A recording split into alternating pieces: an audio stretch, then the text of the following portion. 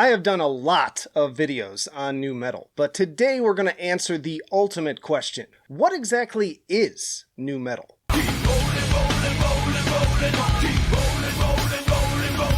So we've had a number of debates both in the comments and the Discord on this topic, but when it comes down to it, I think I've narrowed the genre down to basically 5 major criteria. Number 1, groove-focused riffs with metal distortion. Now this on its own could describe a number of subgenres, but when paired with the others, it's a critical and inseparable component, if you ask me. Number 2, angsty lyrics. Whereas a lot of other metal genres at the time were focused on horror, gore, and satanic themes, nu metal is all about channeling your inner 16-year-old and letting out all of that pent-up anger, bitterness, and depression. Bonus points for crying in the studio recording. Number 3, alternative rock influence. Now some would argue that a lot of nu metal is more rock than metal, and I wouldn't say that they're necessarily wrong. It seems pretty clear to me that without the grunge and alternative explosion in the 90s, nu metal probably wouldn't exist. And it's these roots that allowed it to also become the mainstream sensation that no other metal genre could ever hope to be. Number 4, hip-hop and/or funk influence. On a similar note, nu metal also has a lot of shared DNA with the world of hip-hop that was also exploding around this time. And it's definitely one of the core elements that ends up being discussed when bringing up the genre. How directly the bands pull from this style varies, but it's almost always in there somewhere. And then number 5,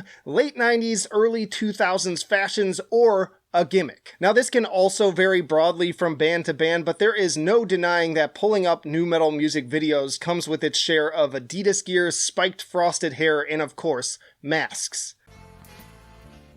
How embarrassing. Now I feel like it's important to note that bands don't have to check every box on this list, but should more or less check most of them in one way or another. But now let's examine some bands to further flesh these elements out. Now one of the bands that gets brought up as sort of like a prototype of this is Faith No More. And I like that term prototype here because I wouldn't necessarily consider Faith No More a nu metal band, but again, if you look at the boxes, a lot of them are checked off. We can almost consider the song Epic in particular to be like a blueprint.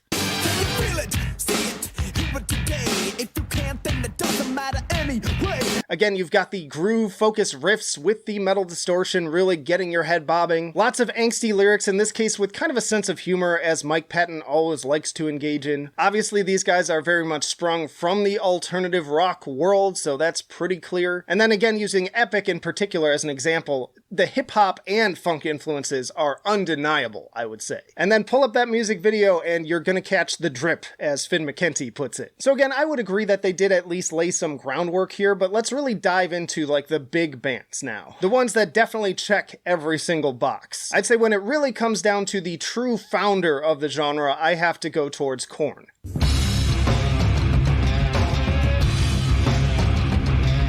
Now again, starting from the top, when it comes to groove, it should be obvious here. Like, these riffs are just designed to get your head bobbing, your foot tapping, get your body moving, and then they add their own unique elements to it with that dual guitar attack, but definitely the overall focus is always that dun dun dun dun dun dun dun. Now angsty lyrics, this band definitely has it in spades. Like, you can't get much more miserable and upsetting than it comes here. We're talking about like childhood trauma and just really miserable stuff, and they of course were the band that I was thinking of when I'm thinking about crying in the studio, but not the only one.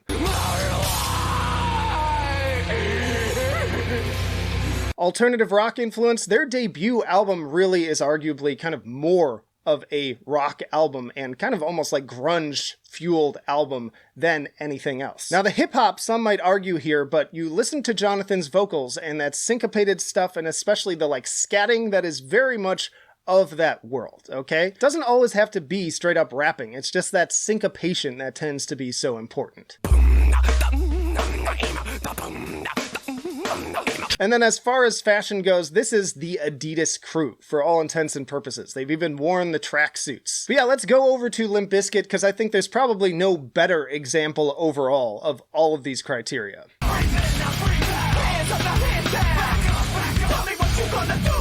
Once more, groove-focused riffing, Wes is a fucking groove machine. Like, you can't tell this guy to not write a catchy groove into his songs. Angsty lyrics, this is the ultimate, like, angry, young, white man vocals. This is music designed for kids who are pissed off at their parents and quite literally just want to break stuff. It's just one of those days.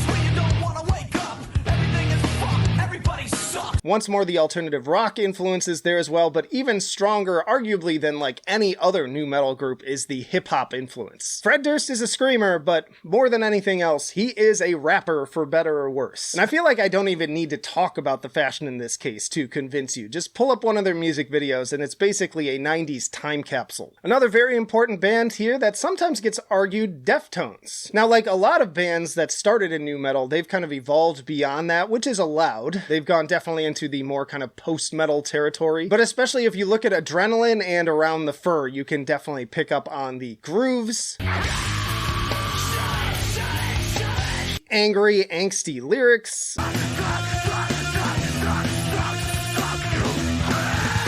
they continue on with the alternative rock influences, and then I've heard some people argue the hip-hop elements here, but if you listen to Adrenaline, there's straight up rapping on that album, they have a DJ, and every member of the band is somewhat of a hip-hop head.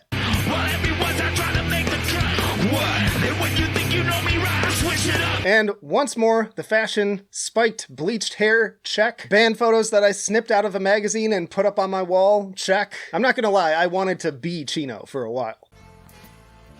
Other definitely notable bands here, early Linkin Park, Coal Chamber, and Head PE, but I think you get the idea. But speaking of arguments, let's examine some of the bands that I see people say are maybe not nu metal, but I would say still are. Now, depending on which camp you fall into, Slipknot is either considered one of the big four of nu metal or not nu metal at all. And I kind of get it because they are on the more extreme side of the genre. They're definitely influenced by things like death metal and thrash metal as well, but I'd still argue that they do check all the boxes. As heavy as the riffs get, there is plenty of groove focus here. Once more, the lyrics are about as angsty as they can get, up to being downright cringe at times, but I'd argue Corey's delivery is just so venomous that I am okay with it.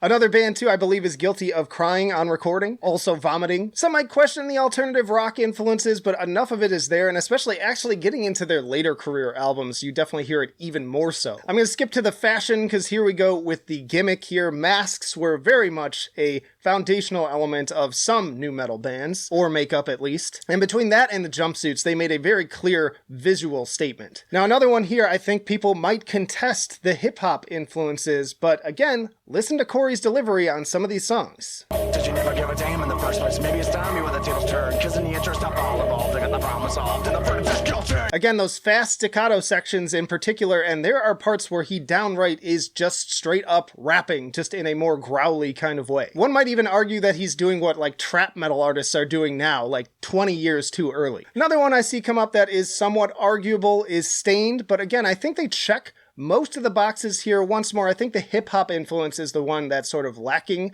the most, but I'd argue they're almost like guilty by association given Fred Durst's influence on pushing the band into the mainstream. And you listen to albums like Dysfunction and Break the Cycle, and all of those other pieces are there, especially with the mopey, angsty atmosphere, the alternative elements, and the groove. Their look was a little bit more scaled back, but I think it definitely, you'd see a picture of them and it makes you think of that period. And no doubt they moved on to kind of more of a butt rock territory, but so did a lot of these bands.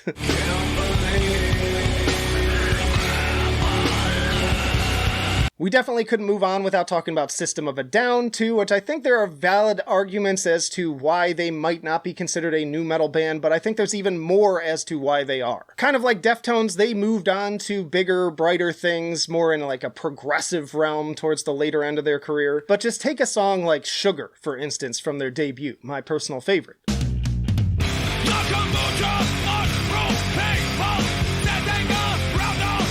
Once more, you've got those staccato vocals that very much have a hip-hop influence to them. The groove is undeniable, the angst is undeniable, and again, pull up the music video and you'll get the fashion plus some gimmicky elements with the face paint. And then another example worth throwing up here is Static X, one of several nu metal artists that are also influenced by the industrial metal movement. But again, I'd argue that all the elements are still on display here. You got very groovy riffs, just more in that industrial style.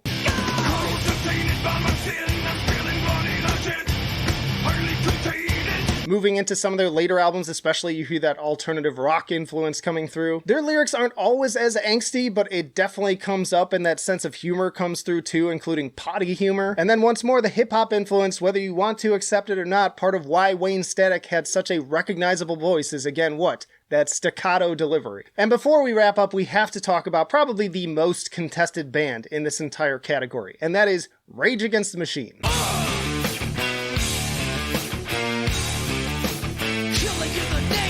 We actually had a heated debate about this in the Discord, but I would argue ultimately Rage Against the Machine is more of an alternative rock band with strong hip-hop and funk influences. But don't get me wrong, they definitely check a lot of the boxes. For one, the groove is clear, like that is a foundational element of their sound, no argument there. As I already made clear, the alternative rock influence is there, which is why I actually group them more in with bands like Helmet or Rollins Band. And then both the hip-hop and funk influence are 100% clear. One could almost argue that they're more of that kind of a band than anything else. However, I do think that there are two elements that I deeply contest here. First off, and this is the lighter argument, I'd argue that the fashion is there, but it's much more scaled back and I think has a lot more in common with things like the hardcore scene. If anything, Rage Against the Machine is anti-fashion. And that's a nice segue into point two and really my bigger argument about this band. Are they angsty? Yes, but in a different kind of way. Above all else, Rage Against the Machine are a political band. And I think that's one of the biggest dividing points with any other nu metal band. To me, when I think about nu metal, I think about bands sort of,